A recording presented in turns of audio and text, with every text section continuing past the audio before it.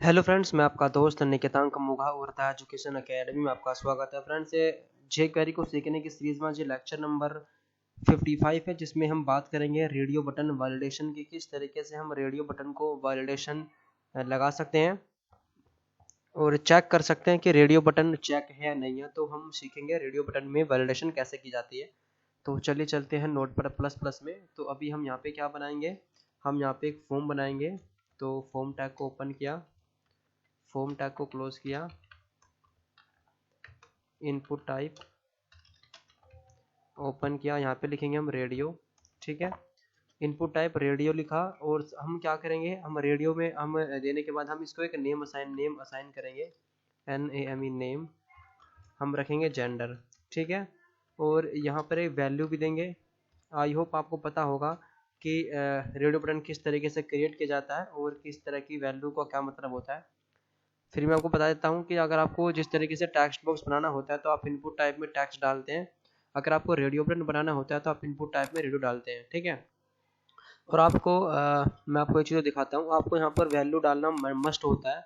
मतलब जब आपके इस चेक बॉक्स पे कोई क्लिक करेगा, मतलब इस तरह से ही देखिए, अगर आप चाहते हो कि जैसे मैंने टिक किया और फॉर्म को सबमिट किया तो इसमें मैंने कौन सा टिक किया उसकी वैल्यू भी मेरे डेटाबेस में जानी चाहिए। तो ये वैल्यू यहाँ से उठ के जाती है। तो ये वैल्यू आप नहीं डालोगे तो डेटाबेस में नल चला जाएगा। ठीक है, क्योंकि वैल्यू ये नहीं जाती है तो यूज़र को दिख रहा है। जो इसके इस पर जो मैंने क्लिक किया और सबमिट करूंगा, जो वैल्यू डेटाबेस में जाएगी वो जो वैल्यू में हम डालेंगे ना वो जाएगा डेटाबेस के पास में। तो यहाँ पे डालना मैंडेटरी होता है। तो ऐसे इसे कॉपी करके दूसरा हम यहाँ पे बना लेता हूँ मैं रेडियो बटन। ठीक है, अगर देखो, अगर यहाँ पे मैं वैल्यू चेंज करनी पड़ेगी, मैं करूँगा यहाँ पर फीमेल इस तरीके से। ठीक है, यहाँ पे करूँगा मैं फीमेल और यहाँ पर मैसेज चेंज कर दूंगा मैं फीमेल। ठीक है, इस तरीके से। अब देखो, यहाँ पर मैंने नेम दोनों का जेंडर रखा है। तो दोनों का जेंडर रखने से बेनिफिट क्या, ये देखिए, या तो मैं इसको सेलेक्ट करूंगा या मैं इसको करूंगा। अगर मैं इसको करूंगा तो ये ऑटोमेटिक अनचेक हो जाएगा, इसको करूंगा तो ऑटोमेटिक ये चेक हो जाएगा। इसलिए हमने दोनों का नाम सेम रखा है ताकि ये दोनों हम एक कैटेगरी के हैं।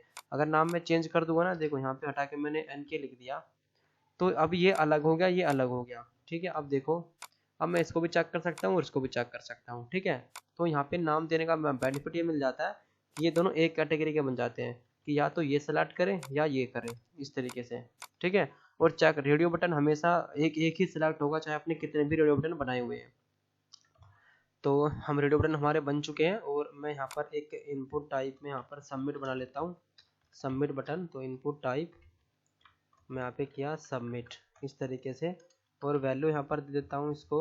बाय डिफॉल्ट अगर वैल्यू भी नहीं दोगे तब भी सबमिट ही आएगा लिखा हुआ। वेब ब्राउजर में दिखा देता हूँ इस तरीके से। ठीक है, तो मैं इनको पहले तो हॉरिजॉन्टल लाइन में लेके आता हूँ। तो उसके लिए यहाँ पर मैं BR टैग लगा देता हूँ। ठीक है, सेव करता हूँ, रिफ्रेश। 2 BR टैग नहीं लगाएंगे, एक ही लगा देंगे, ज़्यादा गैप हो जाएगा। ठीक है, तो ऐसा ही एक BR टैग हम यहाँ पे लगा देंगे इस तरीके से। ठीक है, तो अब मैं इस सबमिट पर मैं यहाँ पर एक आईडी दे देता हूँ, जैसे कि माई बटन इस तरीके से। ठीक है, ठीक है, हमारा अब ये रेडियो बटन बनके तैयार हो चुका है। तो हम यहाँ पर अब अपनी jQuery की फाइल को लिंक कर लेते हैं, स्क्रिप्ट टैब को ओपन करके देन क्लोज करके। और आप हमेशा जो jQuery की फाइल होती है आप उसको हमेशा लिंक किया करो डॉक्यूमेंट जहाँ पर हमारा बॉडी टैग खत्म होता है उसके ऊपर ही। ठीक है, इससे बेनिफिट ये मिलता है कि जब आपका पेज लोड हो जाए तभी आपकी jQuery चलेगी, नहीं तो नहीं चलेगी। मतलब कि स्क्रिप्ट के आपका जावास्क्रिप्ट का जो कोड होता है, jQuery कोड ही बोलेंगे एक तरह से उसको हम, वो चलेगा, रन हो जाएगा jQuery का कोड।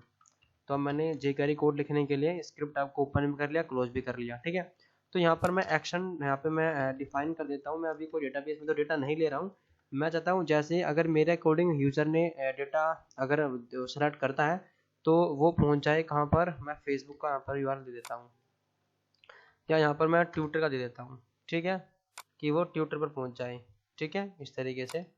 तो यहाँ पर मैं डाल देता हूँ एक्शन में ये एड्रेस। ठीक है, देखो मैं सबमिट करूँगा ना, देखो ट्विटर पहुंच जाएगा, मतलब हम समझ जाएंगे कि फॉर्म सबमिट हो गया। ऐसा आपको डेमो समझाने के लिए किया मैंने। ठीक है, आप यहाँ पे अपना डेटाबेस का नाम भी डाल सकते हैं, तो हमने नहीं डाला क्योंकि हम डेटाबेस नहीं बना रहे। हमारा मेन मोटिव है कि हम रेडियो बटन पर वैलिडेशन कैसे लगाएं इन jQuery, क्योंकि हर देखो वैलिडेशन लगाने के बहुत तरीके होते हैं। ठीक है, जावास्क्रिप्ट में हो चाहे वो jQuery में हो, तो आपको अच्छी तरह समझना होगा कि किस तरीके से लगता है। तो jQuery को लिखने के लिए हमें अपना jQuery का बेसिक सिंटैक्स लिखना होता है, जिसको बोलते हैं $document.ready dot ready function, function के राउंड ब्रैकेट और कर्ली ब्रैकेट इस तरीके से, ठीक है।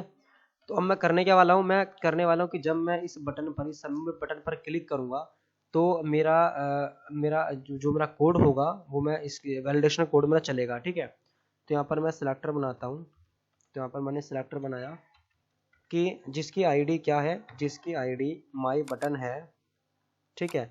अगर मैं इस पर क्लिक करूँ, क्या करूँ, क्लिक करूँ तो एक फंक्शन चलेगा, ठीक है। अब मैं फंक्शन में यहाँ पर कोड लिखूंगा अपना इस तरीके से।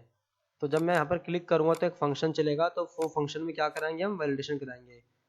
तो यहाँ पर अब मैं क्या करूँगा, अब मैं रेडियो बटन को सिलेक्ट करूँगा with the help of attribute selector. देखिए अब मैं क्या करूँगा, मैं एक वेरिएबल, अब देखो जब भी, अब मैं पता कैसे करूँगा कि ये चेक है नहीं है, तो इसके लिए यहाँ पर पहले तो मैं एक वेरिएबल बनाता हूँ, वेरिएबल एक्स इक्वल लगाता हूँ, और मैंने लगाया डॉलर। डॉलर क्यों लगाते हैं, सिलेक्ट करने के लिए, ठीक है।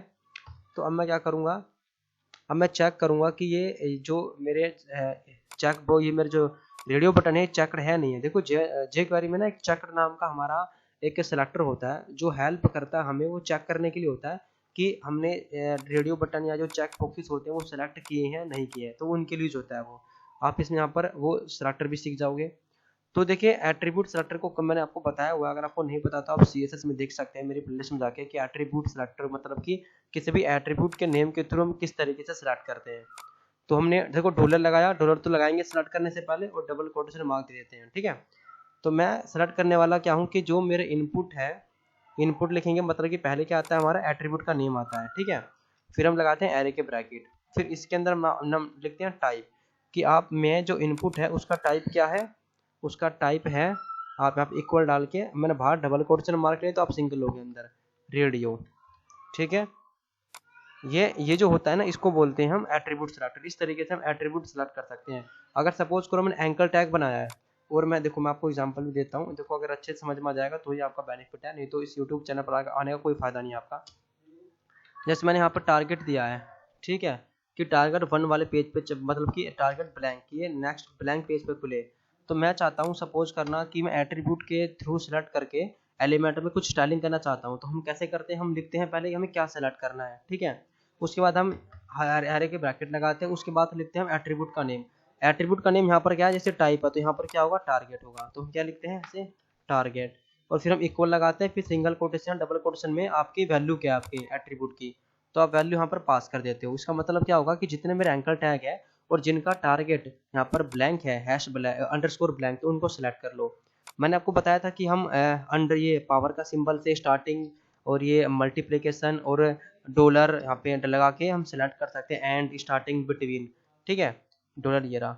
तो आई होप ये आपको पता होगा, नहीं भी पता है ना तो आप मेरी CSS की प्लेलिस्ट है यूट्यूब चैनल पर, आप वहाँ पे जाके देख सकते हैं एट्रीब्यूट्स का, क्योंकि हम इसको जितना सिंपल मैं बताना चाहूँगा आपको उतना सिंपल मैंने किया है। रेडियो बटन में हम किस तरीके से जे क्वेरी में वैलिडेशन लगा सकते हैं, तो जितना सिंपल है उतना सिंपल करके आपको बता रहा हूँ, ठीक है। तो अब देखो जैसे मैंने यहाँ पर सेलेक्ट किया, हैश आईडी को सिलेक्ट करते हैं, तो हम यहाँ पे एट्रीब्यूट का सिलेक्शन यूज करेंगे। आप सिंपल सा देखो इनपुट लिखा कि मुझे इनपुट टाइप में, इनपुट क्या मेरा वेरिएबल मेरा सिलेक्टर होगा कि इनपुट, उसका एट्रीब्यूट नेम होगा टाइप, क्या उसमें मैं टेक्स्ट भी डाल सकता हूँ, चेक बॉक्स भी डाल सकता हूँ, तो मैं रेडियो डाल दिया। अब मैं यहाँ पर यूज करूंगा अपना चेकड। देखो एक चेकड कैसा होता है, चेकड ऐसा होता है, कोलन लगा रहता है और CHE चेकड ये। तो ये जो सिलेक्टर बनाया गया जे क्वेरी में इसलिए बनाया गया है कि रेडियो बटन चेक बॉक्सेस को पता करने के लिए कि ये चेक है या नहीं है। तो अगर आपको ये चेक करना है जे क्वेरी में कि रेडियो बटन या चेक बॉक्स हमने चेक किया हुआ है नहीं किया हुआ है, तो आप यूज करोगे कोलन चेकड। तो इस सिलेक्टर यूज करना आपको, कोई सिंपल नहीं, सिंपल है, ज्यादा कोई बात नहीं है। अब मैंने लगाया कोलन और मैंने यहाँ पर लिख दिया CHECKED चेकड, मतलब कि ये मेरा जो इनपुट टाइप रेडियो है उसको देखो कि वो चेकड है या नहीं है। अगर वो चेकड होगा तो उसकी जो वैल्यू होगी, जैसे मैंने यहाँ पर दिया ना वैल्यू मेल वैल्यू फीमेल, वो उठ के ना यहाँ पर आ जाएगी, एक्स वेरिएबल के अंदर आ जाएगी, ठीक है।